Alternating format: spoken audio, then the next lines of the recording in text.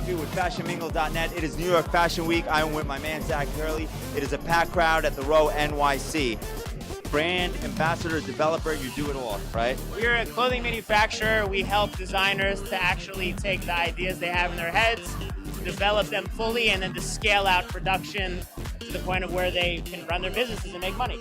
I love that because brand development is so interesting. I think that's actually one of my virtues. I love taking brands and figuring out the niche because you have to figure out what the consumer wants in a sense. Right, and when you're starting, you do want to niche down. Right. You don't want to start out too broad. You want to get really clear of who you're selling to. And so the brands that start out with a very clear niche do well, and we need to support them to make something that's different, that's very unique, and then help them to scale that out. And we start in Los Angeles. We manufacture everything in the States here, and then when they get bigger, they can go overseas and do things like that. But in the beginning, we want to give them the control and the ability to make exactly what they want, smaller batches, lower inventory, less waste, right. And then they can scale out after that. So is it easier to work with a brand that has an originality of a niche rather than a brand that's kind of conforming to everything else? Well, you need to consider exactly who you're looking to work with. Like, if you have to know your customer, and your customer, that doesn't mean my customer is a girl from 9 to 90. Like, it has to be a specific person. It's a human being right. who actually has habits and buys certain things and doesn't buy other things. Right. So there's a lot of work that goes into it, but we're manufacturing with the price points in mind too.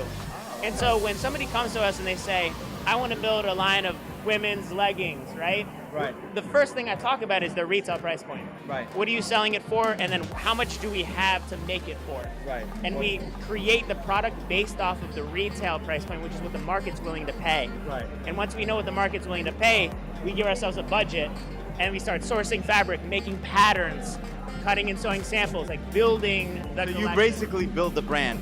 But let me ask you something. If a brand is something that, in a sense, that you don't believe in, don't they need some type of originality for you guys to get back it and be like, okay, you can make an impact in the market because you are different in the way it is and we'll help you develop? Is that something that, an obstacle that you guys come across? Like, do I reject brands that I don't? Correct. Absolutely. Okay. I have probably upwards of 60 to 70 people that pitch us a week. Right. Brands. And that you're like, it's been there, done that, it's a dead market.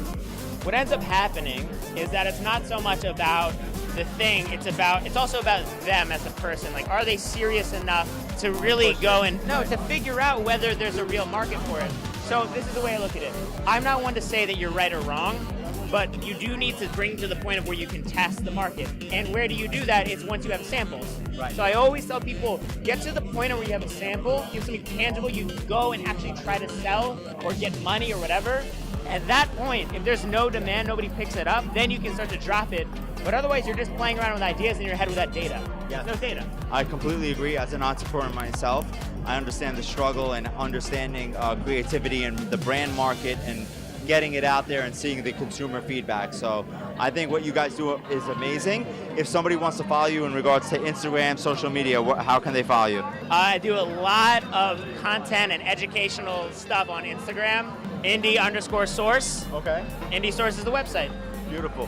New York Fashion Week, were you able to come to any of the shows this week? Let's talk fashion. I was just at Bushwick Fashion Night, which was really amazing. I had no idea what I was getting into, but it was like Bushwick Fashion Night. I was in Brooklyn. It was amazing. Yeah. It was Good? It was awesome. I mean, sequins and fur and all sorts of sustainable. Wild shit. I mean, wild stuff. So that was really cool. Doing this. I'm going to be at Fashion Innovation on Wednesday, doing a panel there too, doing mentoring with Fashion Mingle, and ultimately just helping fashion entrepreneurs succeed, like helping them kick ass. That's what I care about. And oftentimes they don't have the resources. They're just, 1, 2, 3 people on a team.